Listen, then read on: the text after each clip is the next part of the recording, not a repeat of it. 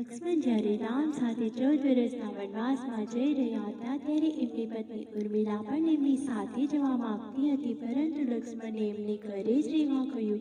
વનમાં લક્ષ્મણે રાત દિવસ શ્રીરામ અને માતા સીતાનું રક્ષણ કરવાનું હતું.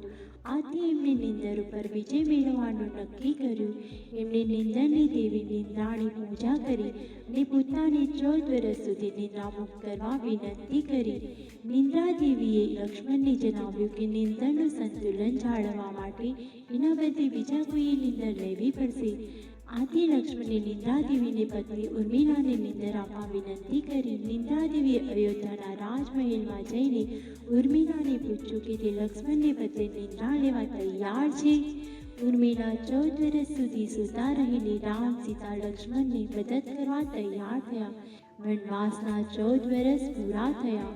વનવાસના 14 વર્ષ પૂરા થઈને રામનો રાજ્યાભિષેક થયો તે દિવસ સુધી ઉર્મિલા સૂતા રહ્યા. ઉર્મિલાએ આવું ન કર્યું તો લક્ષ્મણ રાવણના પુત્ર મેઘનાદનો વધ ન કરી શક્યો હોત, કારણ કે મેઘનાદને એવું વરદાન હતું કે માત્ર ગુણાકેશ જ એનો વધ કરી શકે. ગુણાકેશ એટલે કે જેને નિંદરને પરાસ્ત કરી હોય એવી વ્યક્તિ. રામનો રાજ્યાભિષેક થયો તે વખતે લક્ષ્મણ મંદ હસતા હતા. આનાથી બધા અકળાતા હતા. રામે આનું કારણ પૂછ્યું ત્યારે લક્ષ્મણે જણાવ્યું કે 14 વર્ષ સુધી એ નિંદરને પરાસ્ત કરી છે, પણ હવે નિંદ્રાદેવી એના પર કાબુ લઈને આવે છે. આથી તે નિંદ્રાદેવીને વિનંતી કરે છે કે થોડીક વધારે ક્ષણો આપે કે જેથી તે રામનો રાજ્યાભિષેક જોઈ શકે. જય શ્રી કૃષ્ણ.